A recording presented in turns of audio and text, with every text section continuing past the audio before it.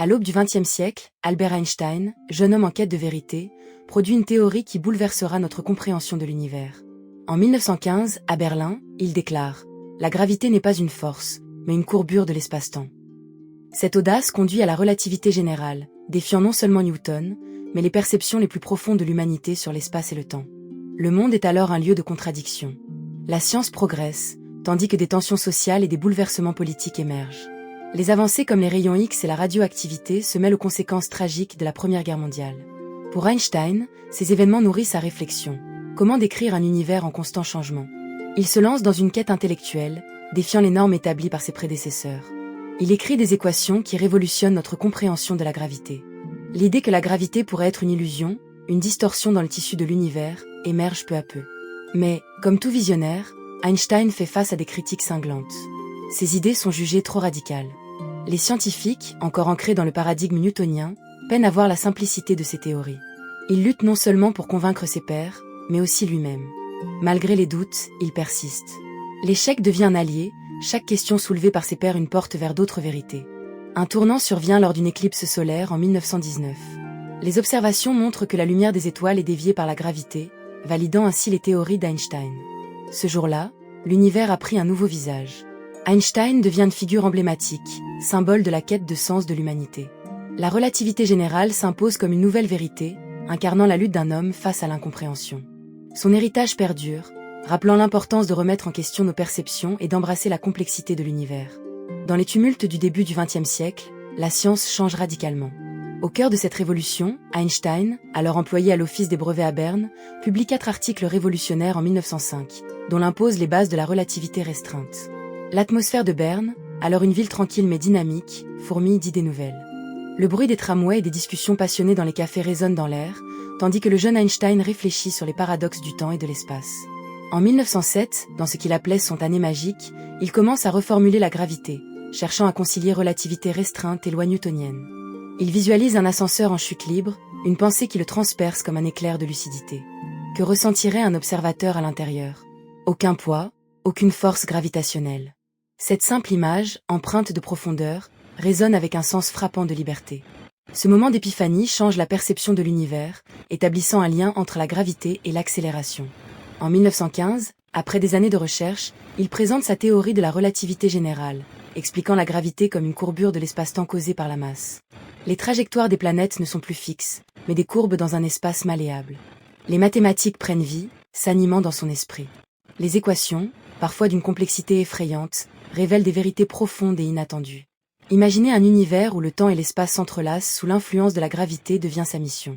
Cependant, ses adversaires, comme Wilhelm Wien et Hertz, doutent de ces implications. Wien, un physicien éminent, émet des réserves, arguant que les fondements de la théorie d'Einstein sont trop éloignés de l'expérience expérimentale pour être pris au sérieux. La communauté scientifique, divisée, voit surgir passion et scepticisme dans un même souffle. Pourtant, Einstein ne se laisse pas décourager. Il sait que chaque critique, chaque opposition, n'est qu'un pas de plus dans la direction de la vérité qu'il poursuit. Les discussions enflammées dans les cercles académiques se mêlent au cœur de l'intellectuel, et l'esprit d'Einstein se nourrit de chaque interaction.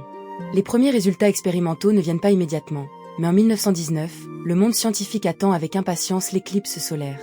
Arthur Eddington, astronome britannique, se lance dans une expédition vers les îles de l'Atlantique pour observer ce phénomène. Le moment est fragile, chargé d'anticipation. Les tentes sont montées sur des plages isolées, au milieu d'une nature sauvage, où le ciel se prépare à révéler ses secrets. Les astronomes scrutent le ciel, leur cœur battant la chamade à l'idée de voir les étoiles, normalement invisibles, se courber sous la gravité du Soleil.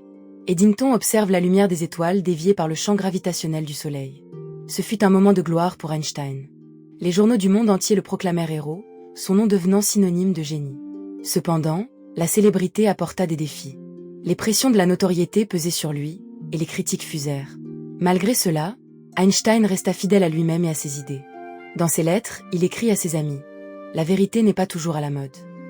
Chaque nouvelle révélation résonnait avec d'anciennes questions sur l'existence, ouvrant des discussions sur la nature du temps et de l'espace. Il savait que ses théories passeraient par des épreuves de feu, mais pour lui, chaque obstacle devenait une opportunité de croissance intellectuelle. Son héritage dépasse les simples équations et les théories. Ses idées ont redéfini notre compréhension des lois de l'univers, inspirant des générations de scientifiques. Au fil des décennies, son influence a été profonde, touchant des domaines allant de la physique aux philosophies de la vie. Son esprit curieux, souvent en désaccord avec les conventions établies, incarne l'essence même de la recherche scientifique. Avoir l'audace de contester l'ordinaire, de regarder au-delà des apparences, est ce qui définit l'héritage d'Einstein. La relativité générale n'est pas qu'une théorie, elle devient une philosophie de vie, illustrant que tout est interconnecté. La beauté de l'univers se dévoile dans les interactions entre la lumière, la gravité et le temps. Einstein lui-même a déclaré « Une chose ne peut être considérée comme vraie que si elle peut être exprimée de manière simple ». C'est cette quête de simplicité dans la complexité qui l'a conduit à inventer des concepts qui défient l'intuition. L'éclipse solaire de 1919, avec les observations d'Arthur Eddington, prouve que la lumière des étoiles se courbe.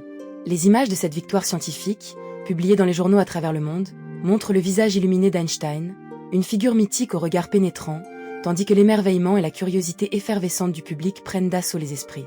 Ce moment, marquant la victoire d'Einstein, transforme son nom en synonyme de génie. La relativité générale n'est plus une simple théorie, mais une nouvelle vision de l'univers, une interprétation plus profonde et plus nuancée des réalités qui nous entourent. Les défis et les pressions de la célébrité ne cessent pas, mais ils galvanisent Einstein. Sa curiosité insatiable le pousse à explorer de nouveaux horizons. Il se lance dans des réflexions sur la mécanique quantique, qu'il trouve fascinante mais en même temps troublante. Son refus d'accepter certaines des implications de la théorie quantique le place en désaccord avec d'autres physiciens contemporains, en particulier Niels Bohr. Les dialogues entre ces deux esprits brillants deviennent légendaires, illustrant la tension entre l'intuition et l'empirisme. Pourtant, Einstein ne recule jamais devant une discussion. Il s'insurge contre l'idée que la réalité soit fondamentalement aléatoire. Dieu ne joue pas au dé, affirme-t-il, illustrant sa quête de déterminisme dans un monde qui paraît de plus en plus incertain. Sa vision, bien que parfois en conflit avec les nouvelles découvertes, enracine son héritage dans une compréhension plus large de l'univers, un lieu où la beauté et l'ordre peuvent émerger des interactions complexes. La recherche scientifique, pour Einstein, est plus qu'une simple accumulation de connaissances. Il voit cela comme un devoir moral. La science, pour lui, doit éclairer le chemin de l'humanité vers un avenir meilleur. Sa voix s'élève contre la guerre, l'injustice et l'oppression, utilisant sa notoriété comme une plateforme pour défendre ses idéaux. Au cours des années 1930, alors que les nuages sombres du fascisme s'accumulent en Europe, il s'engage activement dans des mouvements pacifistes, s'opposant à la montée du nazisme avec une passion indéfectible. Son parcours est marqué par des rencontres décisives. Lors de sa fuite d'Allemagne, il trouve refuge aux États-Unis, où il est accueilli avec respect et curiosité. À Princeton, il devient un symbole de la résistance intellectuelle face à l'oppression. Les étudiants se rassemblent pour écouter ses discours, immergés dans les récits fascinants de la relativité et des mystères de l'espace-temps. Einstein incarne la recherche de vérité avec une humanité résonante. Il écrit « Un homme doit chercher ce qui est vrai, même si cela le mène à des échecs ». Cette quête, son engagement envers la vérité et son refus de se plier aux attentes de la société font de lui un modèle intemporel pour tous ceux qui cherchent à explorer l'inconnu. Son héritage, gravé dans le marbre des théories scientifiques, s'étend bien au-delà des frontières de la physique. Il ouvre des portes vers des discussions sur la nature de l'existence, le rôle de l'observateur et la relation entre l'homme et l'univers. Ses idées inspirent des philosophes, des artistes et des penseurs, créant un écosystème intellectuel vibrant. Albert Einstein nous a montré que l'univers est mystérieux et magnifique, et qu'il nous incombe de percer ces mystères. Engageons-nous à être des chercheurs de vérité, vivant dans la curiosité et l'ouverture d'esprit. La responsabilité d'explorer l'inconnu nous incombe, et cet héritage aiguise notre détermination à le faire.